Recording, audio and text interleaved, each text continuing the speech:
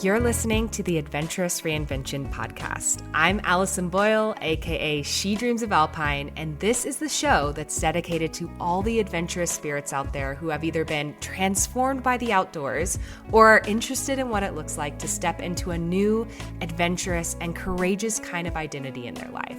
It doesn't matter what your background is in the outdoors, what age you're starting at, or where you grew up.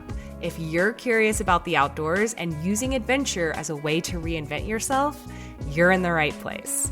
I'll be sharing all kinds of personal adventure stories, lessons I've learned from the mountains, teaching what I know about the outdoors and leadership, and interviewing some amazing adventurous women all along the way. I've been coaching women on becoming safe, confident, and self-sufficient backpackers and leaders of their own adventurous lives since 2018, and I know exactly what big fears and self-doubts can pop up along the way. I have so much to share with you, so let's dive in. Hello. You're listening to the Adventurous Reinvention podcast.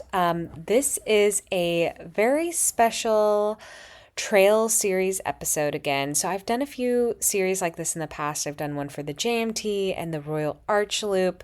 And this time you're getting to hear a behind the scenes of my West Highland Way through hike. So if you haven't heard of the West Highland Way through hike, it's in Scotland. It's roughly 100 miles long. It's about 96 miles total. And you start typically in Milngavie, which is just outside of Glasgow, and it ends in Fort Williams at the foot of Beinglass. So this is Scotland's really classic through hike. It typically takes people around 6 to 11 days to complete it. And I planned my trip in 8 days. That kept most of the mileage around the 9 to 15 mile a day range, which was just perfect, what I wanted to do. If you listen to one of my prior episodes about this trip, it was originally going to be a girls' trip with two of my best friends, but it kind of got a little bit plot twisted, and it ended up being one of my friends dropped out completely and one only could do half the trip. So half of this trip I did with my best friend Ashima, and then half of this trip I did solo. So you are going to get to hear the behind the scenes of each day on the trail, like after the trail, and all the things that we did during the days through the through hike, and getting to hear the behind the scenes of all the things. So if this trail has ever interested you, or you're just curious what it would be like to hike a trail like this, or go to Scotland, or do an international through hike trip like this, then this will be a great episode for you to listen in on. I hope you enjoy, and yeah, let's dive in. All right. Hello. I don't know why I started this on an uphill, but I'm breathing really heavy already. This is the second time we've done it up. Oh, wow. Excuse me. Anyways, we're back on the Adventurous Reinvention podcast. And we're on day 4, but reporting on day 3 of our hike. Yes.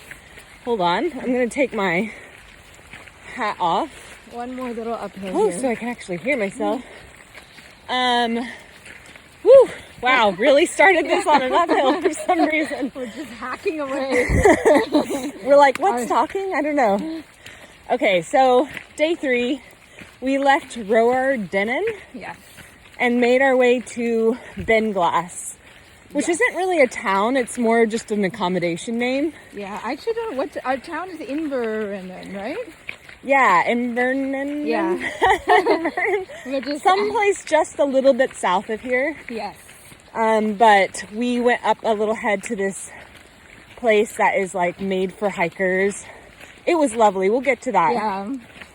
It's been a favorite so far. Yesterday was a 14-ish mile day, but it did take us the longest. So it wasn't our longest miles. 7 hours or 8 hours? 8.5 was what I logged, but we did take breaks. Yeah. So maybe 8 or 7.5 of hiking. This is reportedly one of the hardest sections of the entire hike, according to people and online. So, what did you think about that, actually? What are your thoughts? I thought the day before was harder mentally, for us. Yeah. Because we just powered through it and did not stop We at didn't really all. take any breaks. And then this time, and it was longer. It was we like made 15. a lot of stops, and some were really fun stops, some were just Stop. good, yeah, normal stops just to sit down and breathe. Jelly beans. Yeah, and eat my sour jelly beans, and that's been powering us through.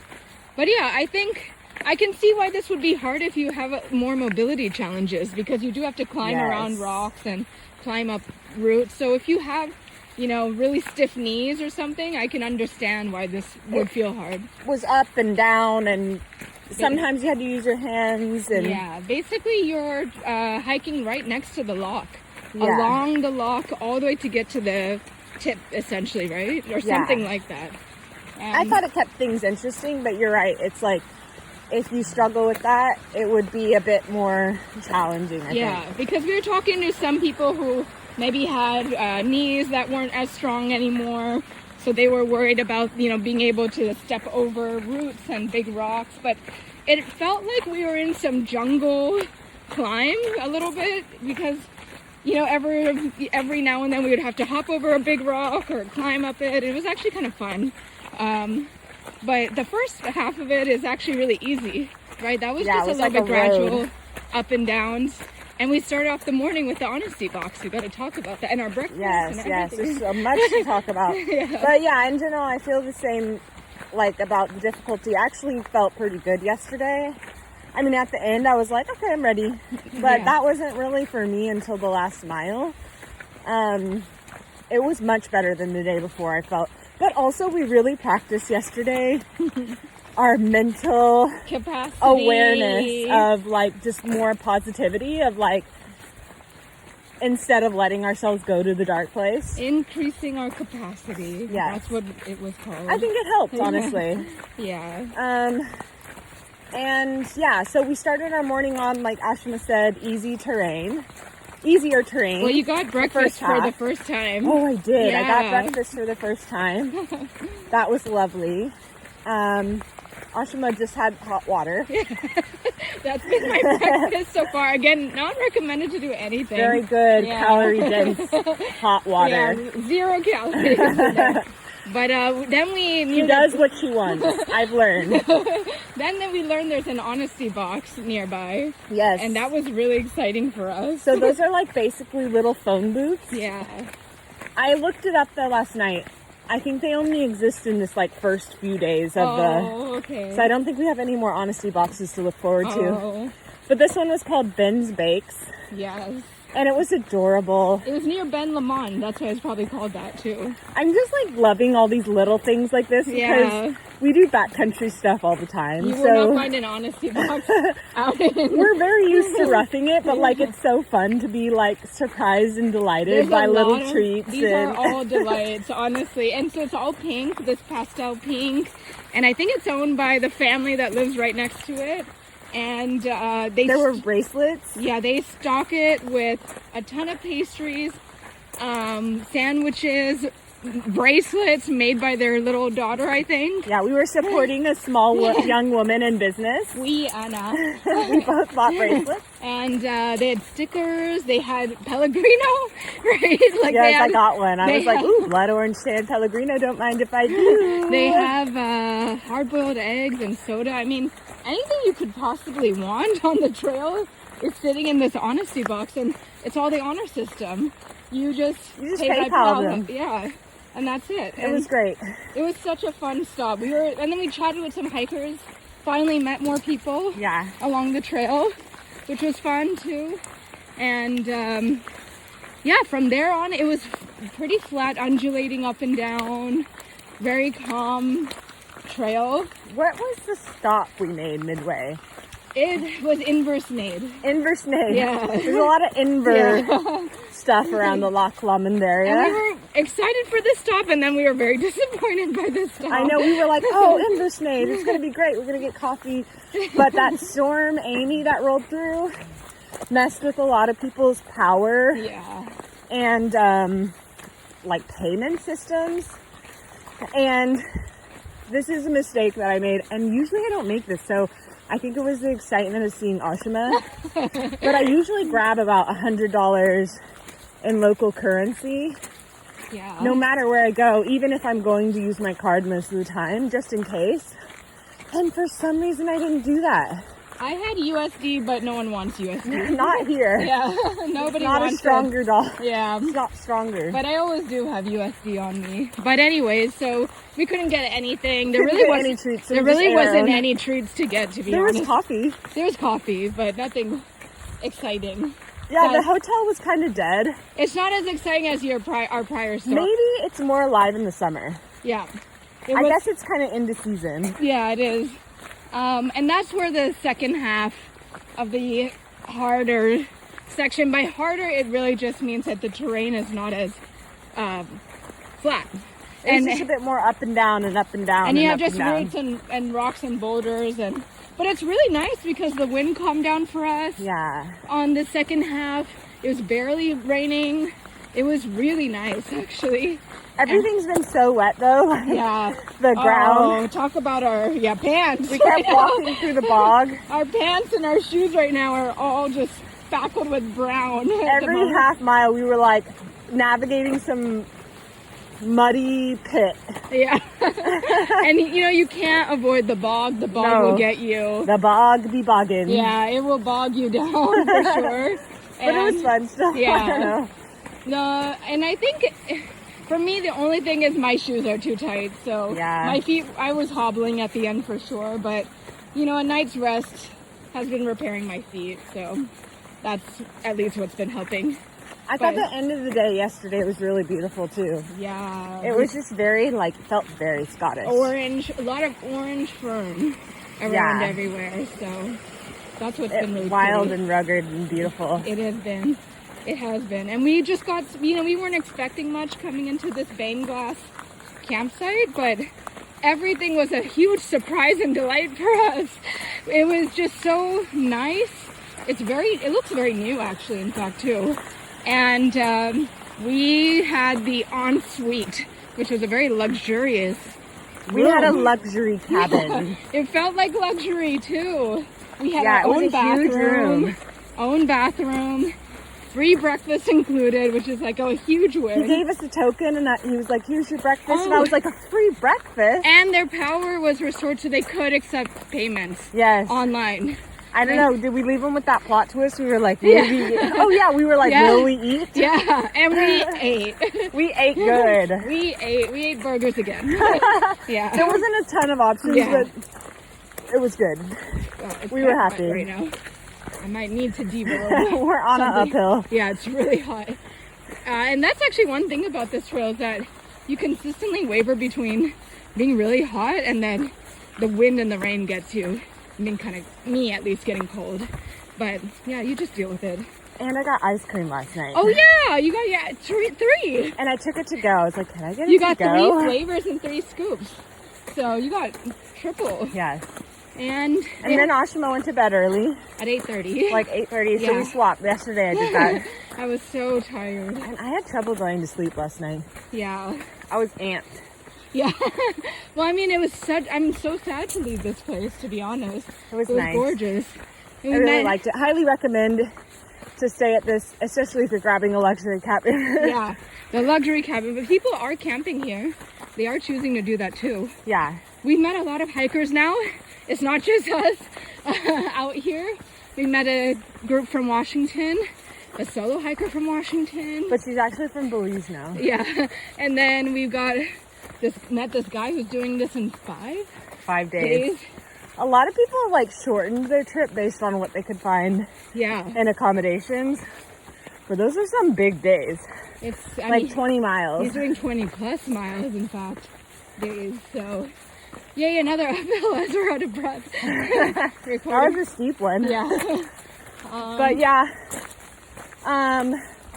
everyone, last night the drama was Tindrum, where we're headed. I forgot. And Bridge of Orkney doesn't have power last night still. But I got an email this morning from the Bridge of Orkney place we're staying, saying they now have power. And then we looked this morning and Tindrum has power. So we're just getting lucky. And we can eat. And because Allison packed just in case we couldn't eat anything. I just was like, I'll just grab all extra snacks just in more case. cheese. All we need is a dry place to lie our heads. Yeah. Everything else we'll figure out. No, but it all is great because it just is nice to know everything is restored again, and it all feels like we can experience it in its normal form. So it's fun. And now that, we're not going to talk about today, are we? Oh, yeah. Okay, I'll hold myself back. Well, I would hate for you to hold yourself back. No, Is it a teaser? No. Yeah, maybe what's the cliffhanger for today? I mean, I don't know, I'm expecting smooth travels today. Yeah, we're on an old military It's like 11 road. miles, so it feels like we have an easy day, even though it's not that many less than yesterday. There's such a difference between 15 and 11, though. They said the terrain is like nicer. I mean, we're walking so easy right now. We're walking on like a road. This is actually like an old road. This is the old military road. Old military road. Yeah. And now that the power is restored, and the restaurant we were thinking about eating at posted on Facebook page Real Food Cafe. that they're open. Yeah. So I don't know, I'm expecting smooth. And this is my last full day. Yep, last last full day. And then we got a quick half day. And that's it for me. and then who knows what Allison And then I'll be on the trail solo. Taking selfies. Forging my own path. She'll be fending for herself. Making friends with the Scots. Yeah. They've all been so battling one power outage at a time. I don't know why I'm like going pirate right now. But that's an old yar, word. shiver me timbers. She's fending for herself. That's what the waiter told us to do. Is fend for ourselves out here. So. I mean, thankfully, we've had our fair share of fending for ourselves in the backcountry. Yeah. So it's not like... She's got a lot of cheese to work off of. I bought more cheese today because I've decided... So much cheese. I've decided that my Parmesan cheese that I bought at the beginning of this trip... Well, first of all, his name is... What did we say? Midge? Midge, Reggie, Milngavie. He's a lot of names. Yeah. So he's like Midge, Reggiano, Milngavie. He's been named by the country of Scotland. Yes. And honored. And now he's either my emergency cheese or my emotional support cheese. I think it's emotional. Decided. I think it's gonna be emotional more than the emergency. But I feel really attached to him. Like I don't want to eat him unless absolutely necessary. He probably weighs an extra pound that you don't need in there, though, right? Yeah, but I'm carrying a half pound of cheese. So I bought more cheese today so that I could eat that cheese. With more. I was like, Baby bells. Don't you have a block of cheese to be eating but right I'm now? very attached to Midge now. You just build emotions. Yeah. You create connections. Well, when you leave, I'll be taking selfies with Midge. And I want to see all of them. She better be at the bridge taking People are selfies. going to see me, they're going to be like, is that girl okay? Maybe we shouldn't talk to her. She's fending for herself in her own way. I'm not going to make any friends. Yeah. No, but there are many friends to be made out here. That's the positive, too. A lot of solo hikers. Yeah, a lot of solo hikers. So that's really cool, too. Feels very solo hiker friendly. It also feels very safe. Yeah. That's the nice part. And yeah, we are lucky. Look at that. There's no bog to be... We're not bogging right now. Yeah. It's a bogging. It's really nice. All right, you guys, we'll wrap it up. That's pretty much the end of today's episode. And we'll see you next time. Bye.